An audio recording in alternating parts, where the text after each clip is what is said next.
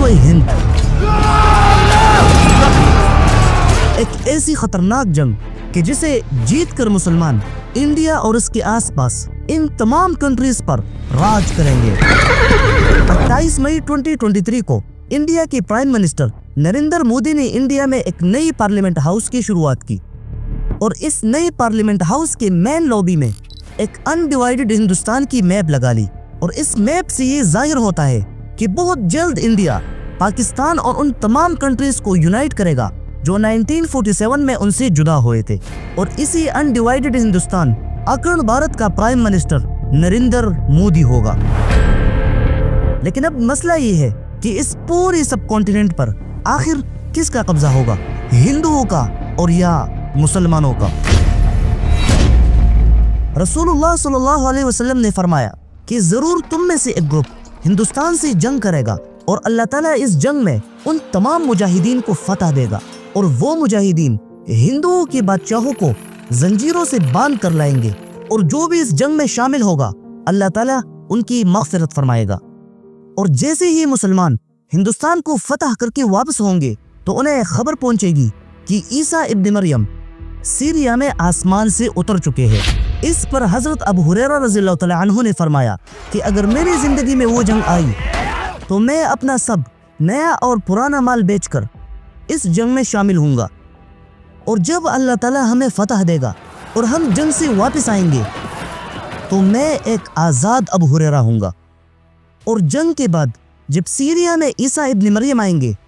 تو اس وقت میری شدید خواہش ہوگی کہ میں ان کے پاس پہنچ کر انہیں بتاؤں کہ میں حضرت محمد صلی اللہ علیہ وسلم کا صحابی ہوں۔ غزوہ ہند کے حوالے سے کچھ مسلم سکولرز کہتے ہیں کہ آج سے تقریباً 1300 سال پہلے جب بنو امیہ خاندان میں ولید بن عبد الملک کی حکومت تھی، اور اس وقت عراق میں ایک پاورفل اور کنٹروورشل آدمی حجاج بن یوسف گورنر تھے، اور پھر عراق کی اسی گورنر حجاج بن یوسف نے اپنے 17 سال کی بھتیجے محمد بن قاسم کو مسلمانوں کا کمانڈر بنا کر انہیں پہلی دفعہ الہند کی طرف بھیجا۔ اس وقت الہند میں یہ پورا سب کانٹیننٹ آتا تھا، تو محمد بن قاسم نے صرف 17 سال کی عمر میں الہند پر حملہ کر کے وہاں کی بادشاہ راجہ داہر کو شکست دے دی، اور پہلی دفعہ محمد بن قاسم نے الہند کے کچھ علاقوں کو مسلمانوں کی کنٹرول میں لے آیا۔ اب یہاں پر کچھ مسلم سکولرز کہتے ہیں کہ یہی وہ غزوہ ہند کی جنگ تھی جس کی پروفیسی حضور صلی اللہ علیہ وسلم نے کی تھی، لیکن زیادہ تر مسلم سکولرز کہتے ہیں کہ یہ غزوہ ہند کی جنگ نہیں تھی، کیونکہ اگر حدیثوں پر غور کیا جائے تو اس سے یہ صاف پتہ چلتا ہے کہ یہ جنگ آخری زمانے میں حضرت امام مہدی کے آنے کے بعد ہوگی، اور تب پوری سب کانٹیننٹ پر ہندوؤں کا راج ہوگا، اور پھر مسلمانوں کی ایک فوج خراسان سے نکل کر پہلے ہند پر حملہ کرے گا، اور وہاں بہت سخت لڑائی کے بعد جب مسلمان الہند کو فتح کریں گے تو پھر مسلمان ہندوؤں کی لیڈرز کو زنجیروں سے باندھ کر امام مہدی کے پاس لائیں گے، اور پھر یہی خراسانی فوج امام مہدی کے ساتھ مل کر فلسطین کی طرف روانہ ہوں گے۔ تو ان ساری باتوں سے یہ صاف پتہ چلتا ہے کہ غزوہ ہند کوئی انڈیا اور پاکستان کی جنگ نہیں ہے، بلکہ جب پوری دنیا میں ہر طرف مسلمانوں پر ظلم حد سے زیادہ بڑھ جائے گا اور دنیا کے سارے مسلمان کافروں کے آگے بالکل بے بس ہو جائیں گے، تب اللہ تعالیٰ عرب میں حضرت امام مہدی کو ظاہر کریں گے، اور پھر امام مہدی پوری دنیا کے کمزور مسلمانوں کو اکٹھا کر کے مسلمانوں کے دشمنوں کو 2 بڑی جنگوں میں ہرائے گا، غزوہ ہند اور ملحمۃ الکبریٰ۔ اور ان دونوں جنگوں کے بعد جب امام مہدی ساری دنیا کے مسلمانوں کو یونائٹ کریں گے اور مسلمان بالکل پیس کے ساتھ دنیا میں رہیں گے، تب دنیا میں ایک نیا فیز شروع ہوگا، The Arrival of Dajjal۔ لیکن دوسری طرف غزوہ ہند کی طرح سیم خواب انڈیا میں ہندوؤں کی ایکسٹریمسٹ گروپس بھی دیکھ رہے ہیں۔ اکھنڈ بھارت۔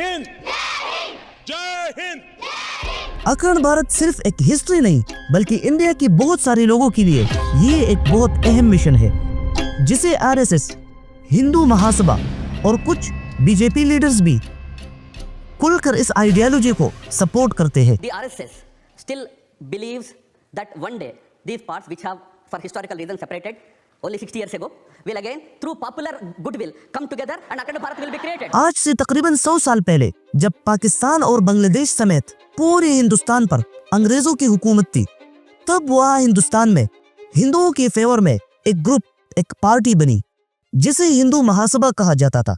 और ये पार्टी इस मिशन पर बनी कि पूरा हिंदुस्तान बिना किसी डिवीजन के सिर्फ और सिर्फ हिंदुओं का मुल्क होना चाहिए, जिसमें पूरा पावर सिर्फ हिंदुओं का होगा। हिंदू महासभा की यही आइडियोलॉजी आहिस्ता आहिस्ता हिंदुओं में फैलती गई और जब 1925 में हिंदुओं की एक बहुत बड़ी ऑर्गेनाइजेशन आरएसएस बनी, तो उन्होंने भी धीरे धीरे हिंदू महासभा की वही आइडियोलॉजी अपना ली और अपनी ट्रेनिंग कैंप्स और स्पीचेस के जरिए अपने इस अखंड भारत वाली नजरिए को पूरे हिंदुस्तान में फैलाया। और फिर जब उनके अपने ही लीडर गांधी ने पाकिस्तान के लिए पैसे देने की बात की और मोहम्मद अली जिन्ना के साथ मिलकर हिंदुस्तान की तकसीम पर राजी हुए, तो नथुराम गोडसे जो हिंदू महासभा से ताल्लुक रखता था, उसने अपने ही कुछ दोस्तों के साथ मिलकर गांधी को, क्योंकि उनका कहना था कि गांधी उनकी आइडियोलॉजी अखंड भारत के रास्ते में रुकावट बन गए थे, इसलिए उन्होंने गांधी को मार दिया।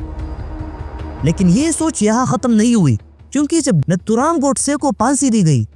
तो उसकी एशिस को उसके भाई ने संभाल के रख दी। और कहा जाता है कि उनका मानना था कि जब तक अखंड भारत का सपना पूरा नहीं हो जाता, नथुराम गोडसे की एशिस को नहीं गिराया जाएगा। भारत की आज़ादी के बाद तकरीबन 55 साल तक गांधी की पार्टी कांग्रेस ने हिंदुस्तान पर हुकूमत की, लेकिन जब आरएसएस ने पॉलिटिक्स में हाथ मारना शुरू किया और अपनी ही पार्टी बीजेपी को सपोर्ट करने लगे, तो कांग्रेस की हुकूमत खत्म हो गई और बीजेपी पावर में आ गई। और मैं आपको बताता चलूं कि बीजेपी हिंदुओं की वही नेशनलिस्ट पार्टी है जिनकी खून की एक एक कतरे में अखंड भारत का हाब है। और इस पार्टी ने आते ही अपने मुल्क इंडिया के मुसलमानों पर जुल्म करना शुरू किया, जैसे हिजाब पर बैन लगाना, मुसलमानों की बस्तियों और या दुकानों को बगैर नोटिस के गिराना और इसी तरह मुसलमानों की प्रॉपर्टीज पर कब्जा करना।